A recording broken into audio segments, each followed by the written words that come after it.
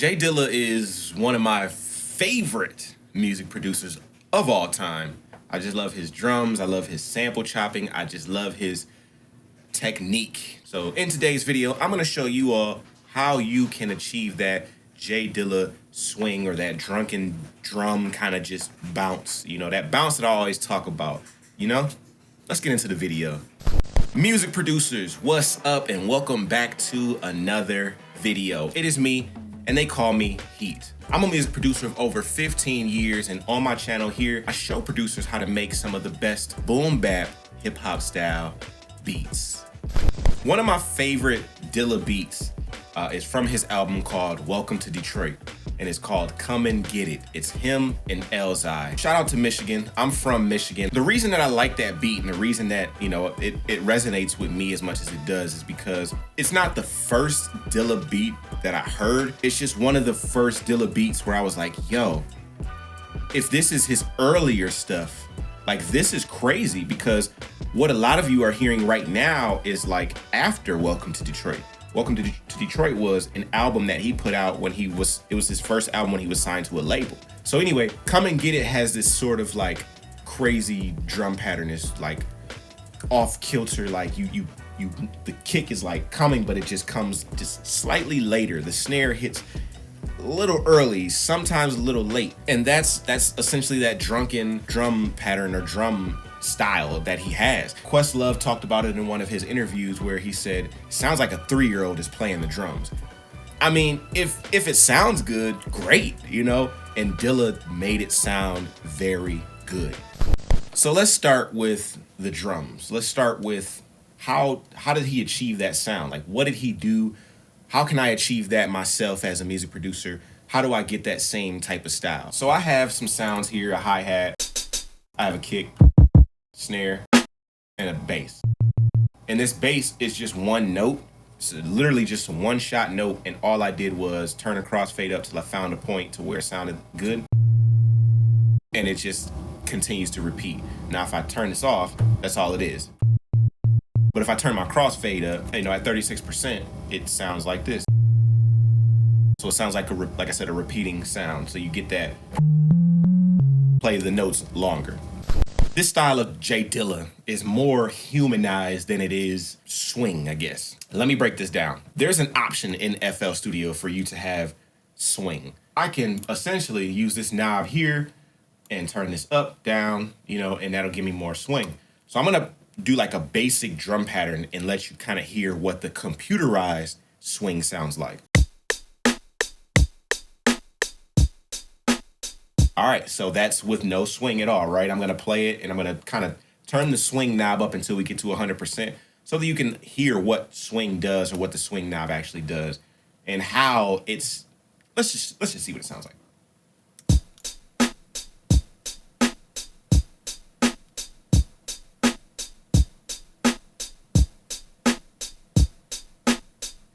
So that's halfway. It doesn't sound bad. It doesn't sound bad at all. But it's still not human. Things are still on the grid. Things are still perfectly placed, right? That's just at 50%. Let's take it up to 100%.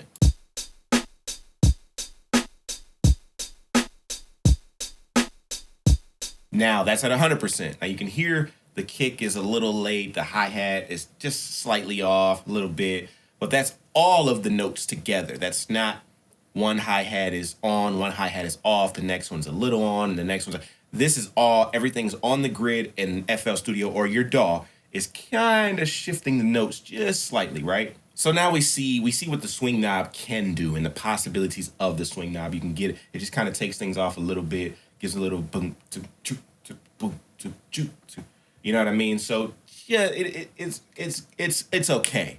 Let's take this a step further. So that would be you just putting the notes in there and just kind of turning the swing knob up and then leaving it at that.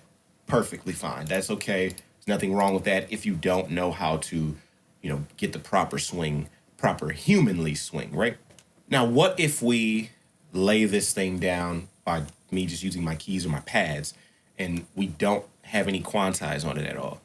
I want to try it that way so I can show you a little bit the difference between the two. So we'll start with the hi-hat, because the hi-hat is one of the things that really gets the groove going. One thing I learned from producer Black Milk is if you want that Detroit sound or what they're, that sound that they're creating, your hi-hats, your kick and your snare are probably most likely going to be on point, but your hi-hat needs to have that swing. We're going to lay down a hi-hat. I'm going to use what's called 16 levels. So 16 levels on my pads means that I can take this pad right here and I can put it on 16 levels so that pad 1 is the lowest velocity and pad 16 is the highest velocity.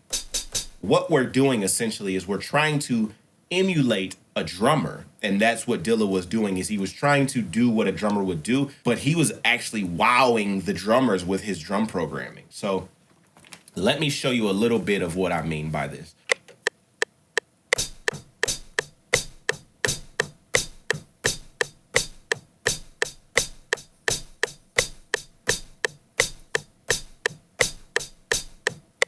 Now, what I was doing was I was hitting different levels. The first one was always the highest, because when a drummer, they ta, ta. Now, sometimes you could change it up, and I probably could have went to pad 13.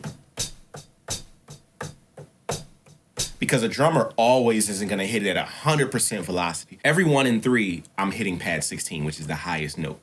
And the rest of them are pretty much, their own different velocity. And then they're not on point either. We don't want that stiffness. We want that humanized feel. The next thing that we're gonna do, if we follow what Black Milk said and make sure the kick and the snare are on point, I'm gonna show you 2 different things that you can do with the kick and the snare to kind of get that bounce. So we're gonna do a simple snare pattern first, and then I'll show you a little bit about the swing with the snare.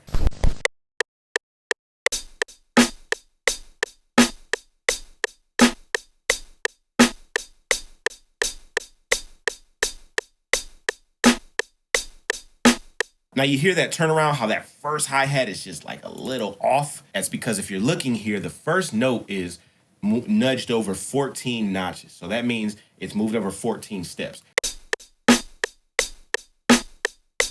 I like that. So the snares are on point. Snares are good. But what if we said, hey, maybe I don't want the snares on point, right? Maybe we want to take the snares off a little bit.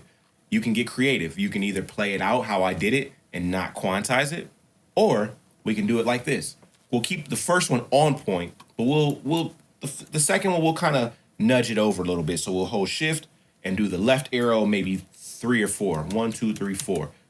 Then we'll kind of put the third one off 1 or 2, and then we'll take the fourth one and we'll move it back twice.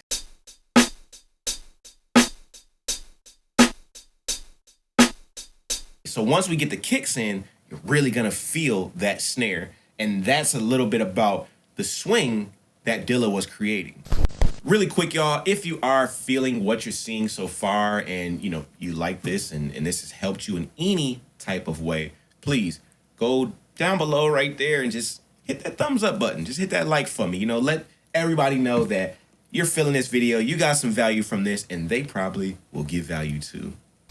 Now, our kick is something that will drive us home. This is what will drive our drum pattern home. This is what will get that pattern to really get the necks like, they just can't stop moving their neck every time they hear this. I'm gonna do a very basic kick pattern first, and then we're gonna get into adding things and making this a little bit more drunken, swingy, human.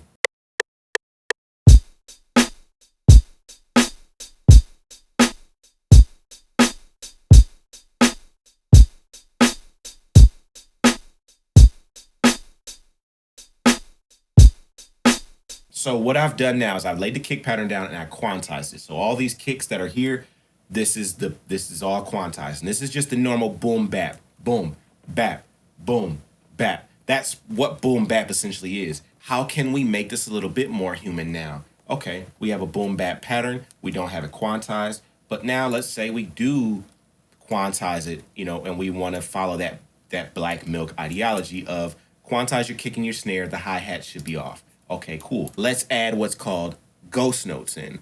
Ghost notes are essentially when a drummer is hitting that pedal, they lightly hit the kick drum again before the next real hard hit. And I'm gonna show you what I mean. So when you have 16 levels and you hitting high kick, sometimes a drummer when they're hitting the kick pedal will go it may not hit all the way.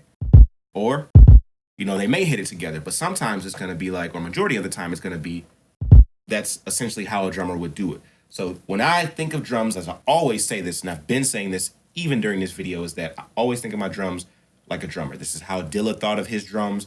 He felt someone should be able to play this. And I'm not gonna quantize these ghost notes. That's the point of the ghost notes. The ghost notes aren't something that's supposed to be very apparent.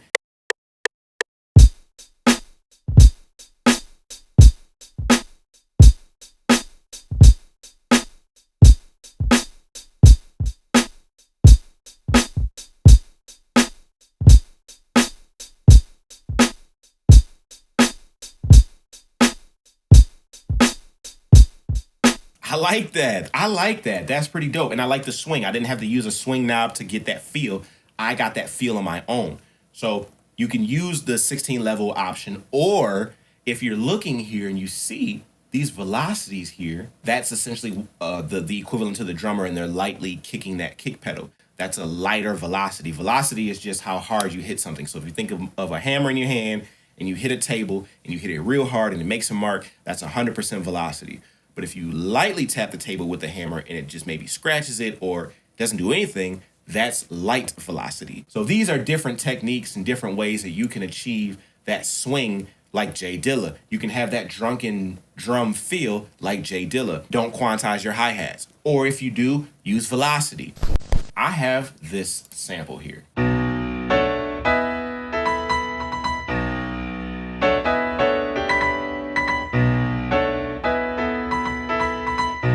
This sample will be available on Patreon. So if you're watching this now and you want this sample, it is available on Patreon right now. So I don't know how this is gonna work, not yet. I don't really have an idea of what I wanna do in particular.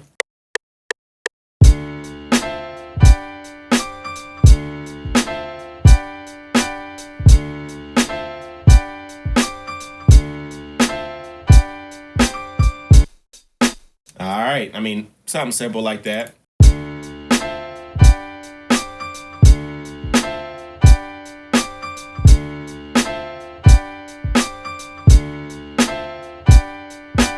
So I'm gonna use this bass. I'm gonna find the empty pockets of the drums to put the bass in. And you'll see what I mean, because this is what Dilla does too. He allows the drums to drive the track, and then the bass is kind of like the extra sauce. He doesn't look for the bass to drive everything. He looks for the bass to just kind of sprinkle in some extra seasoning, you know?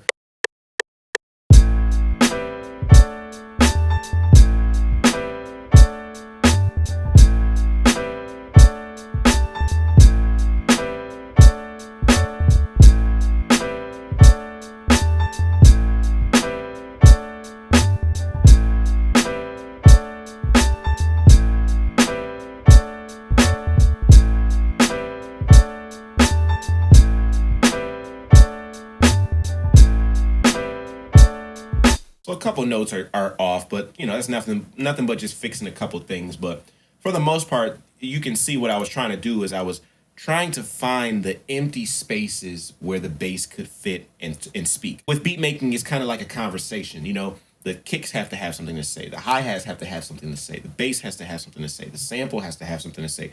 Everybody or every piece or every element in your beat has to say something. This is dope. This is dope. Not one of my favorite beats or best beats, but this isn't for me to try to create the best product. This is for me to show you how to create a vibe, a certain type of vibe, which is the Dilla drunken drum, just kind of loose swing, you know, drum sound.